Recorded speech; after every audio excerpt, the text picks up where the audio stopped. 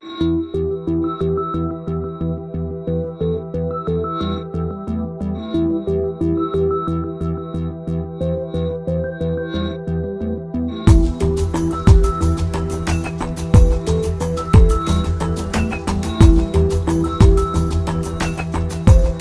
to a new episode in Oxygen Talk Show. Imagine that you and your spouse working day and night to make a good lifestyle.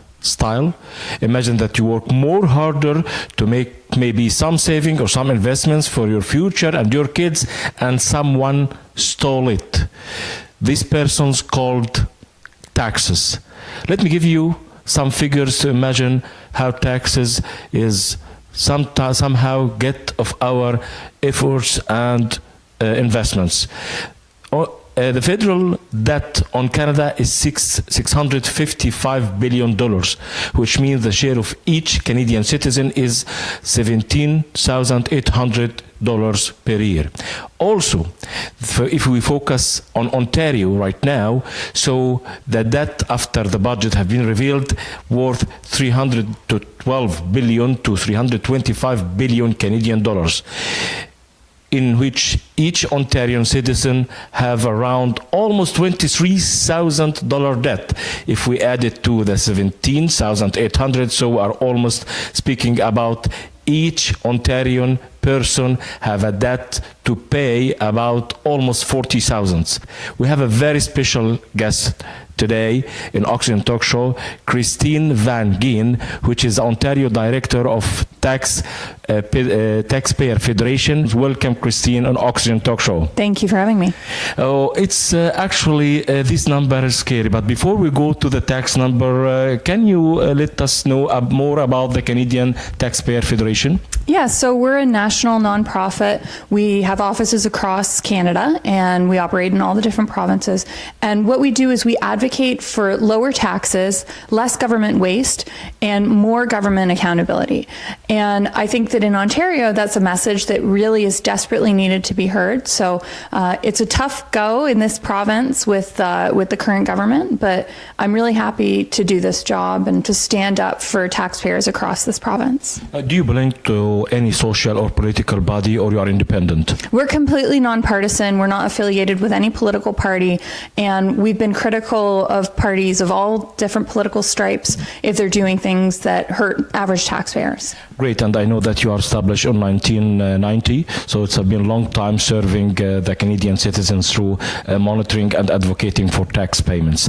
This is a very good thing because really taxes is cannibalizing most of the income that for the Canadian families. Let me focus on Ontario today. So 312 to 325 debt for this province.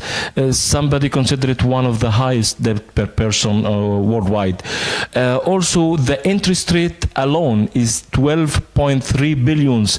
Let me discuss or explain what 12.3 means. It is 3 times the tax revenue of the gas that will fuel it for 1 year. So what does these numbers mean to the citizen? Well, you kind of have to think of the debt that we're incurring today as the taxes of tomorrow, because right now interest rates are pretty low, and so the government's undergoing a lot of borrowing, but interest rates won't stay low forever. And when the interest rates change, when some of those bonds that the governments have issued roll over to a higher interest rate, then we're going to be paying even more than the current $12 billion a year that you cited. And you have to think about the interest as sort of lost money, because it's not paying for roads, it's not paying for nurses, it's not paying for teachers. That's the interest on your credit card.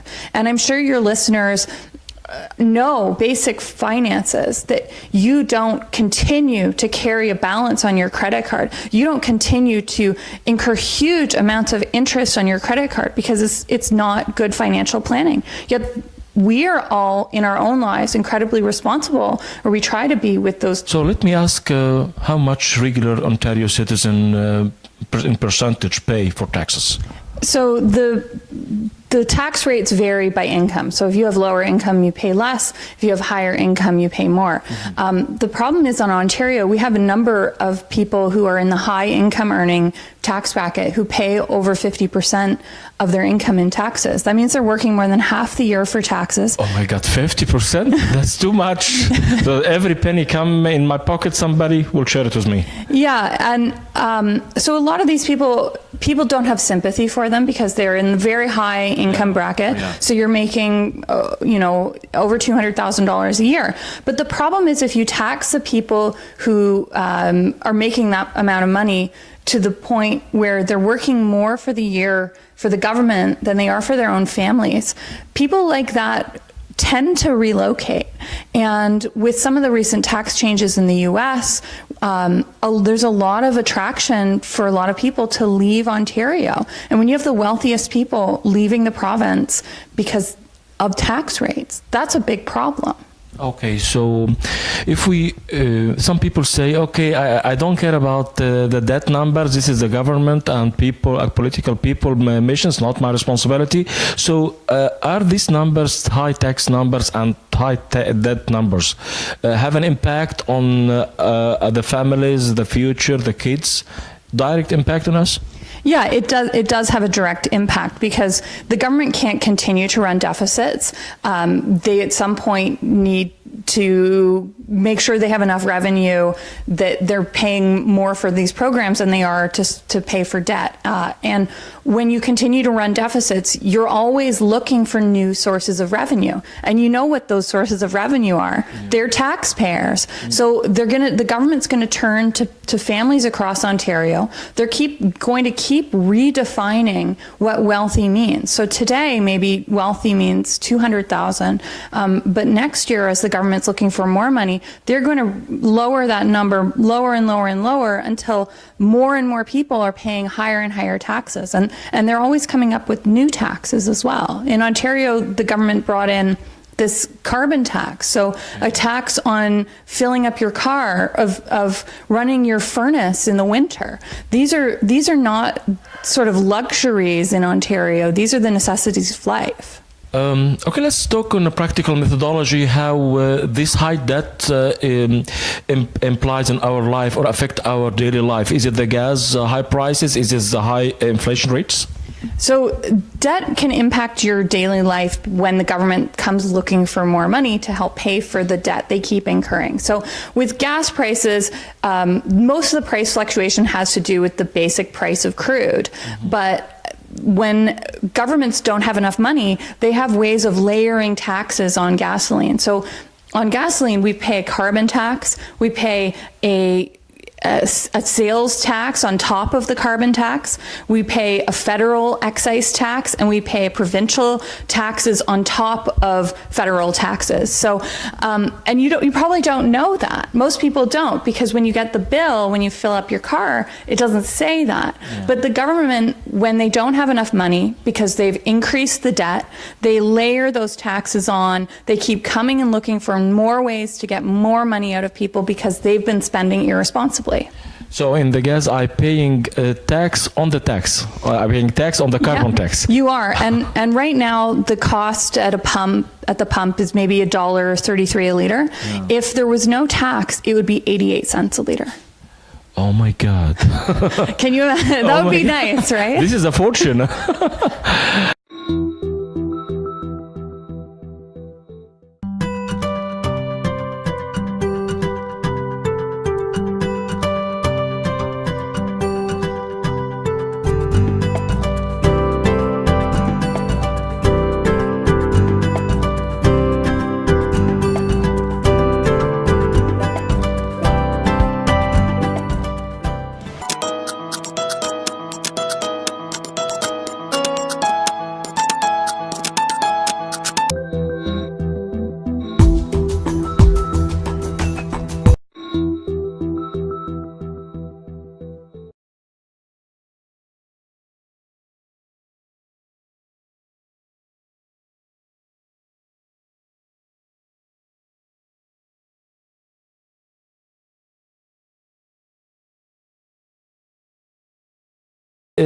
I have many messages on the health system. Many people say that have a problem of long waiting lines on the hospitals, and if you follow up the debates between the candidates, I don't want to go political on that, but what I noticed that most of them, two of them actually, are tending to increase the spending of healthcare. The surprise is they are not solving the main problem, which long lines in hospital. They are going to cover the medicines and some of them for dental plans.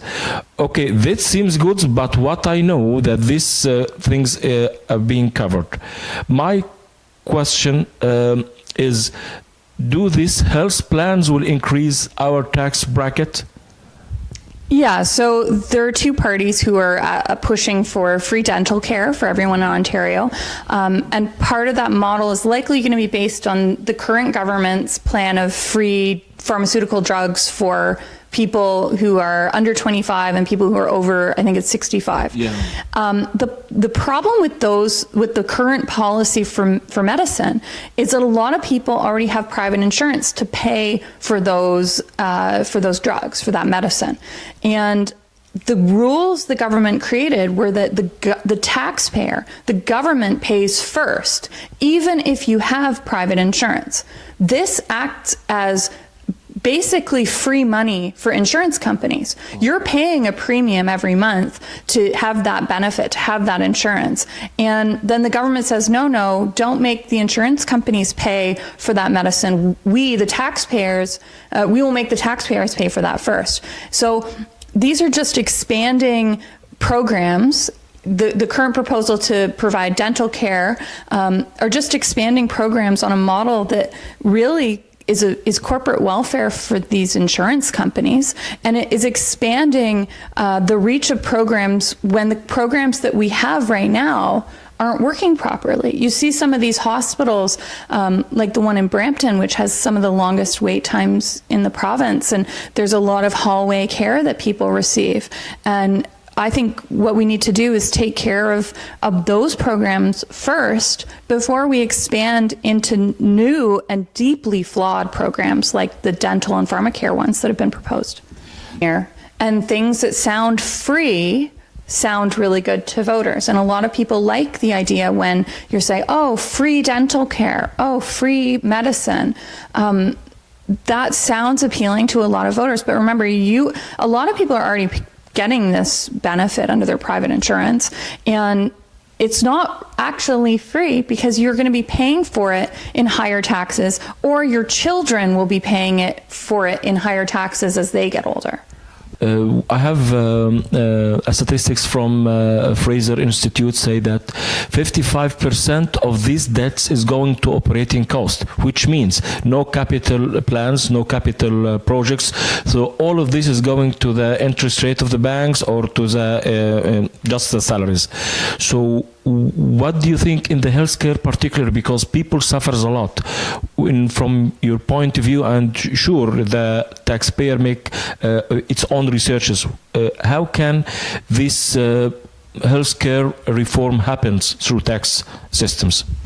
Yeah, you're absolutely right that a huge amount of what the government's spending is on operating expenses, and that's where the deficit's coming from. It's from operating expenses of paying salaries and paying for programs rather than capital spending, which would be building a hospital, building a bridge.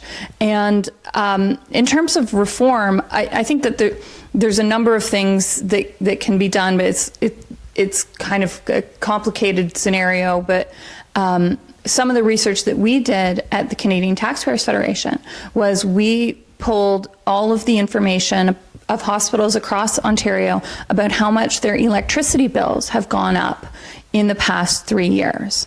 And we had hospitals where the cost of electricity had gone up by 50%.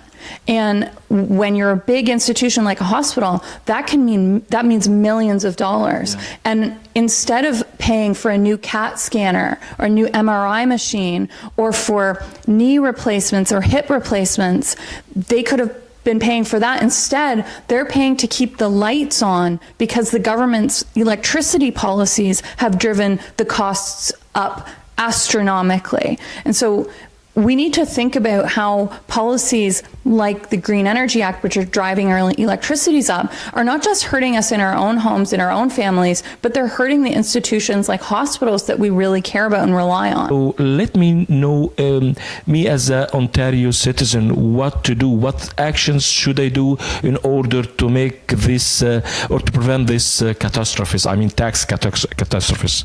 I think what people should do is support politicians who are adamant about balanced budgets and adamant about lower taxes. And I also think that every Ontarian should make sure that they're taking care of their own finances and their own savings, because I think that there's become a culture in this country of a deep reliance on the government. And there's a lot that we can do to take care of ourselves before turning to our neighbors and asking them to fix our problems. Christine, thank you very much for this valuable information, and hopefully everything will be balanced again, and we have just 88 cents for the liter. Thank you very much for this. Thank you. Thank you.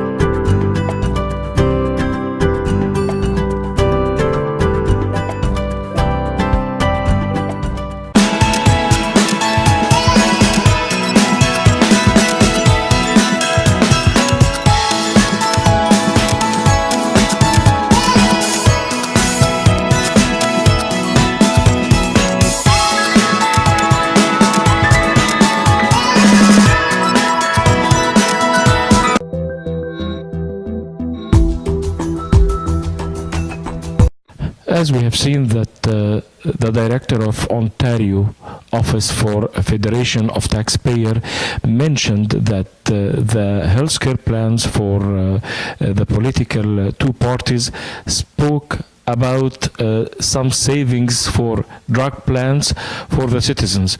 Now, we want to make sure that this savings is duplicated, as Christine mentions, and there is no need for this federal plans or even provincial plans for these drugs, as it is already covered by another plans.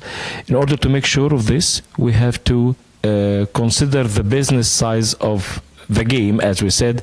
So now we have an interview with a pharmacist owner, Emad Nosier. Welcome to Oxygen Talk Show. Thank you.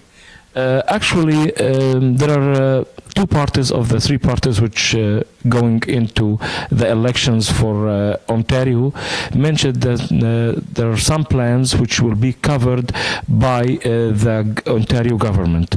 These plans include some drugs to be covered, and we believe that it is good for the citizen or for the business. From the business side, how do you see this? Is it good or bad? Oh, that's a tough question.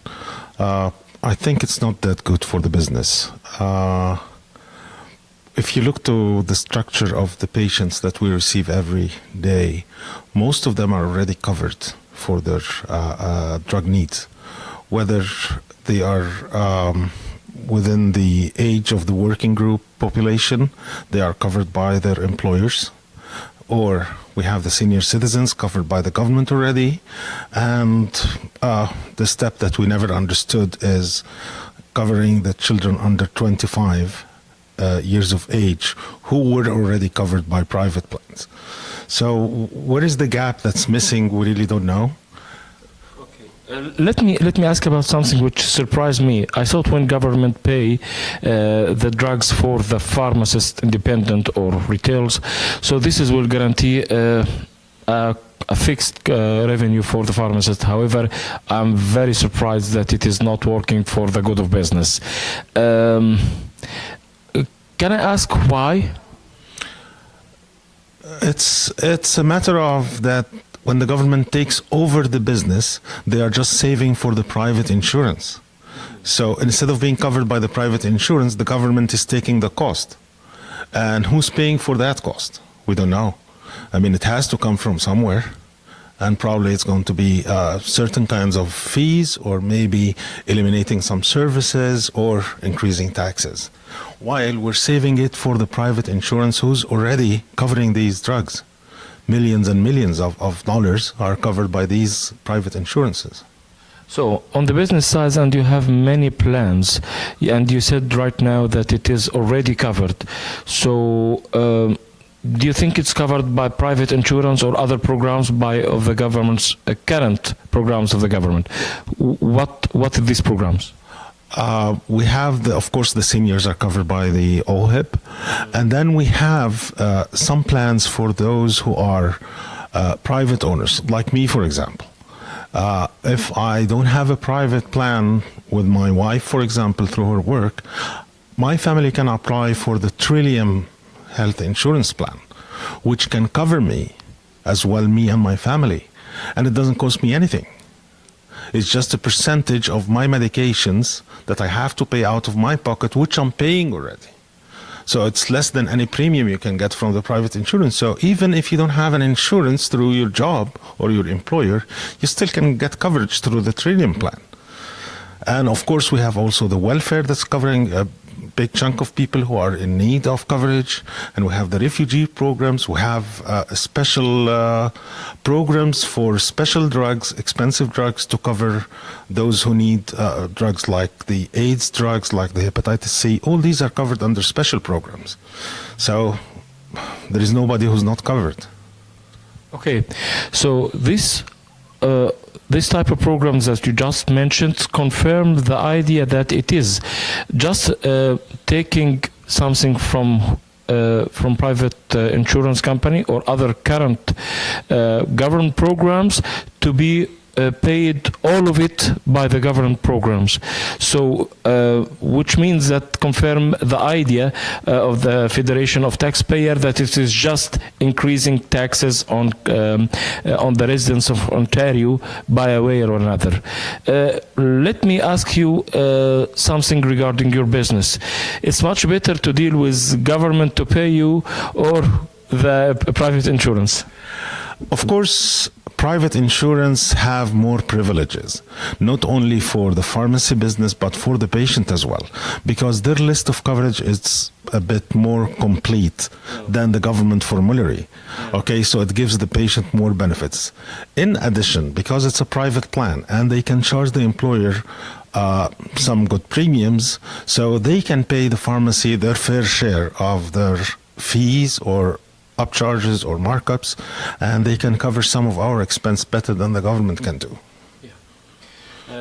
Thank you very much, Emad. And from Emad's answers, it's very clear that somebody make fun of us and just increase our tax burden, which is already high.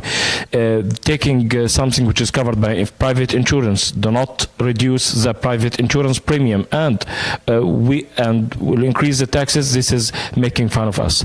I'm not here to promote for a political party or attack other political party. I'm here working as a media for the sake and the good for the citizens. So from my point here, I give you the facts. It's your decision to decide who is working for you best. Thank you very much, and we will meet in other Oxygen Talk Show segments. Thank you.